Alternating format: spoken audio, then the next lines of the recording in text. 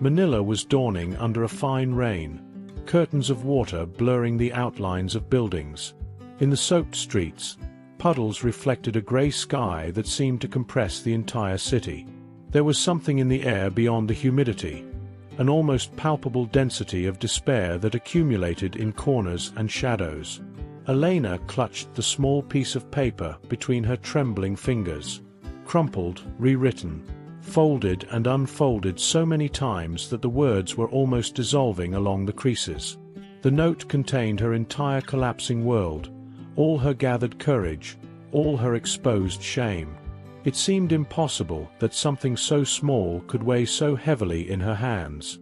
In the distance, the cathedral rose against the hazy horizon, imposing, unwavering, inaccessible. Elena had heard that the cardinal would be there that morning, a man surrounded by many, protected by protocols, wrapped in his importance. How could a simple piece of paper reach him? How could her small tragedy pierce the blockade of greatness? The crowd was already forming in the surroundings, open umbrellas forming an undulating sea of dark fabric. Elena pressed the note against her chest, feeling it damp from the rain, or perhaps from tears she could no longer distinguish. Her entire body ached, not just from the sleepless night, but from the accumulated weight of the past months. With faltering steps, she advanced. She had rehearsed this moment hundreds of times in her mind, but now that it was happening, it felt like a feverish dream.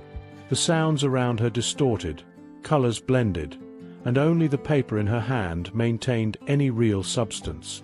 In that moment, Elena was no longer a complete person. She was just a desperate mother, reduced to a single gesture, a single hope, a single crumpled note. The interior of the cathedral swallowed people like a great stomach of stone and silence. Hundreds of faithful occupied the polished wooden benches, their whispers forming a soft current of murmurs. Elena remained on the side, near a column, feeling increasingly smaller.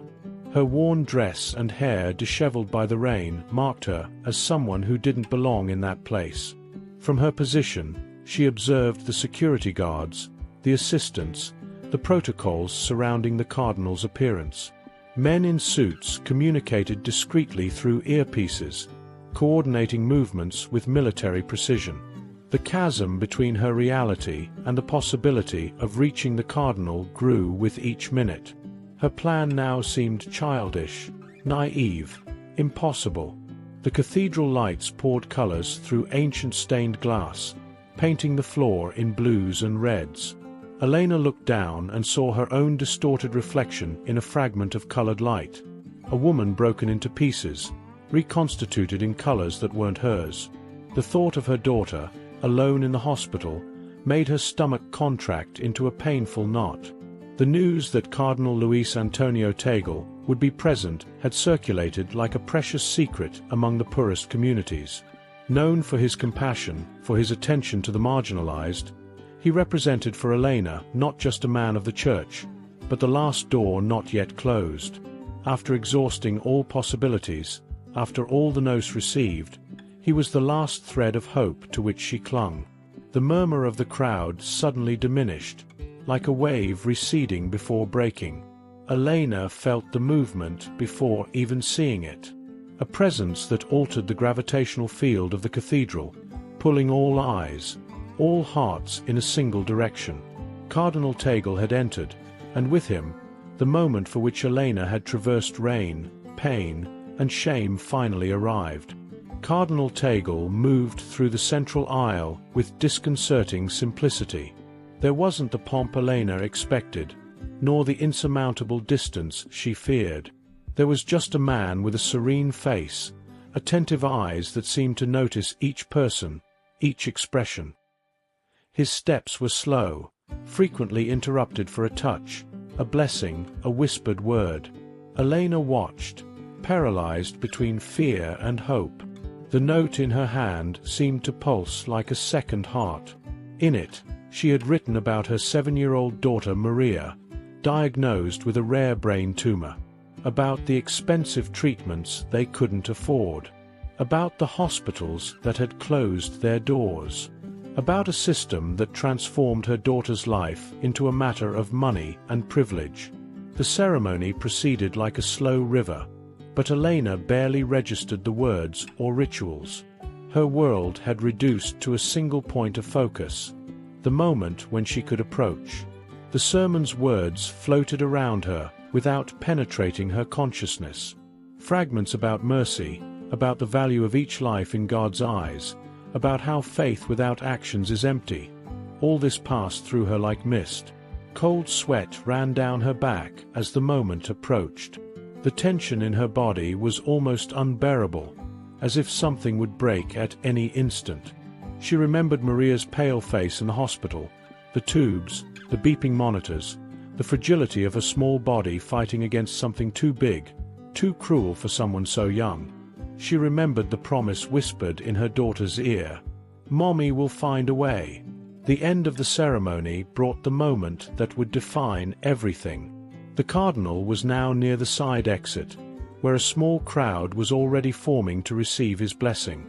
Elena forced her body to move, crossing the invisible resistance of fear and doubt.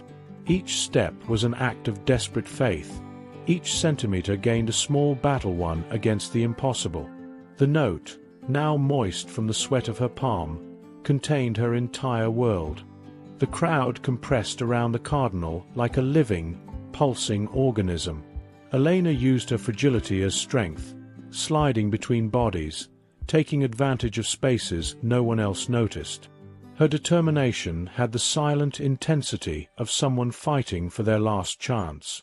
There was no room in her being for courtesy or patience. Only the raw, primitive need of a mother for her child. When she finally came close enough, time seemed to slow down. Cardinal Tagle was just 2 steps away, his hands gently touching a child's head. Elena noticed the details with surprising clarity. The small wrinkles around the cardinal's eyes, the subtle wear on his vestments, the way his gaze seemed to carry both the weight of the world and an inexplicable peace. The moment came without warning. A small vacuum formed in the crowd, an ephemeral opening like a sigh. Elena moved by pure instinct.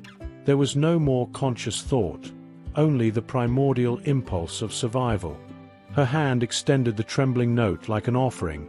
Her eyes met the cardinal's for a fragment of a second that seemed to contain all eternity.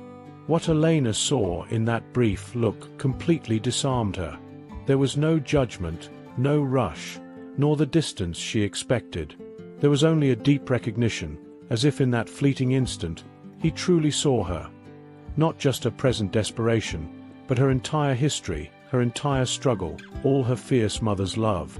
The cardinal took the note with surprising naturalness, as if he had been waiting for it. No words were exchanged. It wasn't necessary.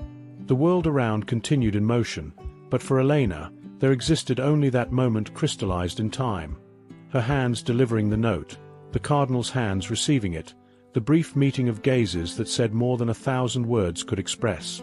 Afterward, she was gently carried away by the current of the crowd, moving away, carrying with her only the image of the cardinal's hands carefully closing over her desperate request. St. Luke's Pediatric Hospital smelled of disinfectant and fragile hope. Elena returned directly there, her body exhausted by the released tension. The room where Maria remained was a small universe of electronic beeps, fluorescent light, and walls painted with smiling animals that seemed to mock reality. The girl slept, her eyelashes forming small shadows on her pale cheeks, her chest rising and falling in an unstable rhythm. Seated in the uncomfortable chair beside the bed, Elena contemplated the abyss between action and its result. She had delivered the note, a feat that hours before seemed impossible, but now began the long fall through the emptiness of uncertainty. Time acquired an elastic quality, stretching into endless hours that dragged like weeks. Nurses came and went, adjusting equipment, checking vital signs, offering professionally gentle smiles. Elena became an expert at reading their expressions, at detecting the subtle difference between genuine compassion and distant pity. Maria's condition wasn't improving, nor could it. without the specialized treatment that was beyond the family's financial reach. Each hour that passed was a small death, each day without a response a silent torture. On the third day after delivering the note, exhaustion finally overcame Elena. She fell asleep bent over her daughter's bed, her hand still holding Maria's small hand. She dreamed of papers flying like white birds, of cathedrals transforming into hospitals, of faces that merged and separated. In her dream, Cardinal Tagle was reading her note under a tree while tears silently streamed down his face, each drop transforming into a flower upon touching the ground. She woke with a start at the gentle touch on her shoulder. Disoriented, she faced the head nurse, a normally impassive woman whose expression now contained something new, something different. "There are people here to see you," she said simply. Elena rose with difficulty, her body aching, her heart racing from a presentiment she couldn't name. As she walked down the corridor following the nurse, she realized that something fundamental had changed in the hospital. There was a different vibration in the air, an invisible electric current of contained excitement. In the small waiting room of the pediatric floor, 3 men waited in silence. They wore dark, discreet suits, and something in their posture indicated authority without ostentation. The oldest of them stood up when Elena entered. He introduced himself as the director of the Caritas Foundation, directly linked to the Vatican. His words were precise, objective, without emotional detours, but his eyes conveyed a profound gentleness. The man explained that Maria's case had been brought to Cardinal Tagle's attention, who in turn mobilized resources from the Humanitarian Foundation. An international specialist in pediatric brain tumors was on his way to Manila. All costs would be covered. Treatment would begin immediately. The words fell on Elena like rain after years of drought. Her entire body trembled, unable to process the magnitude of the change unfolding.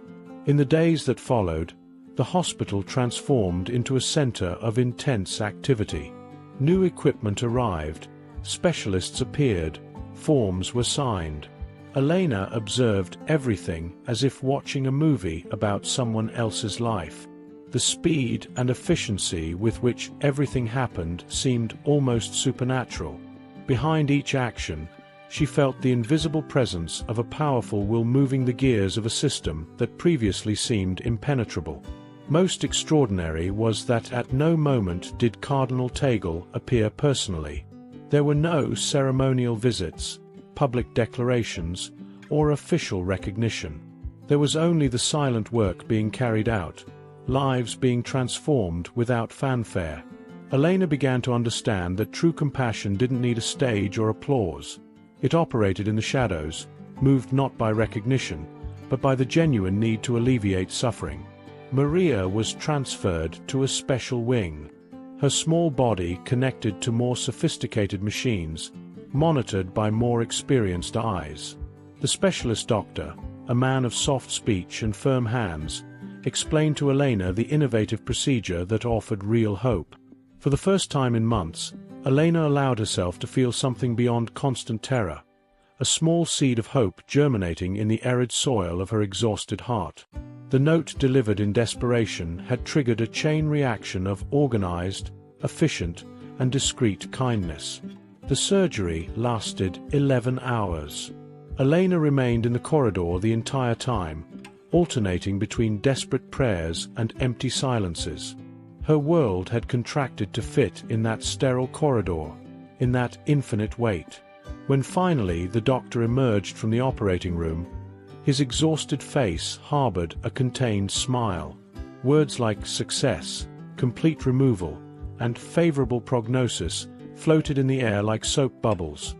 Fragile, brilliant, almost impossible to believe. The days of recovery brought colors back to Maria's face.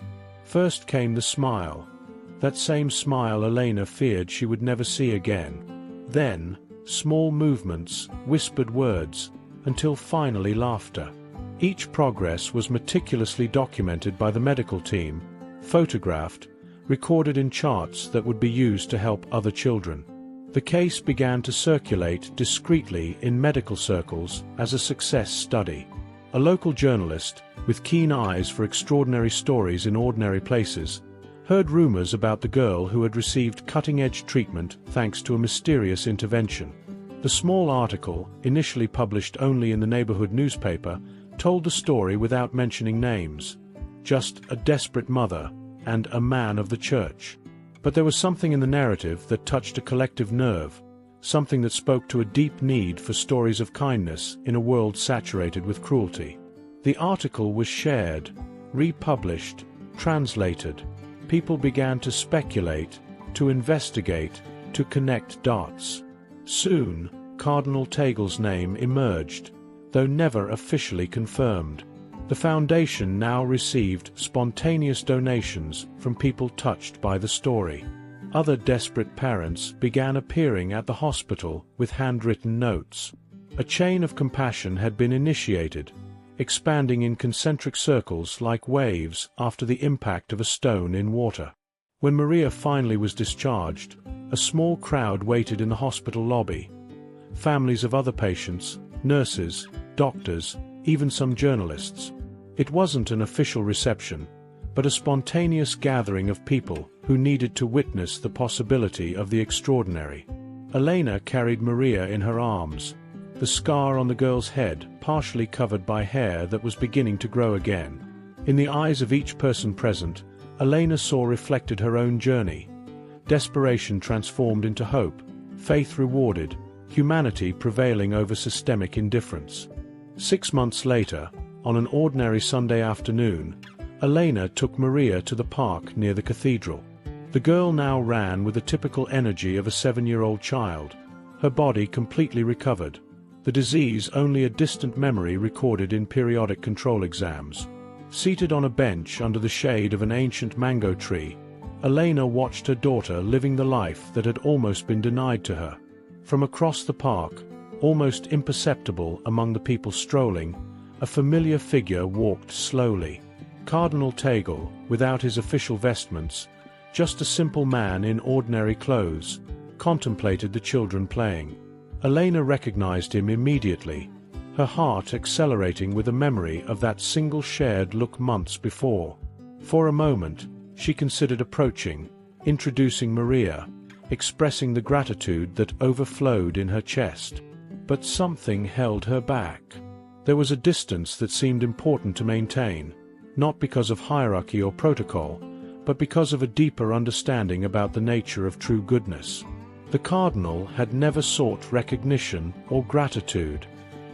His compassion existed independently of being witnessed or rewarded. There was a powerful lesson in this deliberate anonymity, that the purest kindness is that which expects nothing in return, not even a thank you. Maria, in her carefree running, passed close to the cardinal without knowing who he was. For a brief instant, their gazes crossed, the saved child and the man who had read a desperate note and decided to act. A spontaneous smile illuminated the girl's face, one of those smiles that children offer to strangers without apparent reason. The cardinal returned it with an almost imperceptible nod before continuing on his way, carrying with him the secret of a transformed life. Elena remained on the bench, silent tears streaming down her face. She understood then that some stories don't need a great dramatic ending or a culminating encounter to be complete. Sometimes, redemption is in the spaces between events, in the invisible connections that unite us, in the faith that persists even when everything indicates otherwise. The truest light is that which finds its way through the most unlikely cracks, a desperate note, compassionate hands, gazes that recognize our complete humanity. In the park now bathed in the golden light of late afternoon, a mother watched her daughter live, while a few meters away, the man who had made it possible continued on his way, both forever connected by a silent miracle that spoke louder than any words could express. If you like this kind of story, leave your like and subscribe to the channel so you don't miss out on the next videos.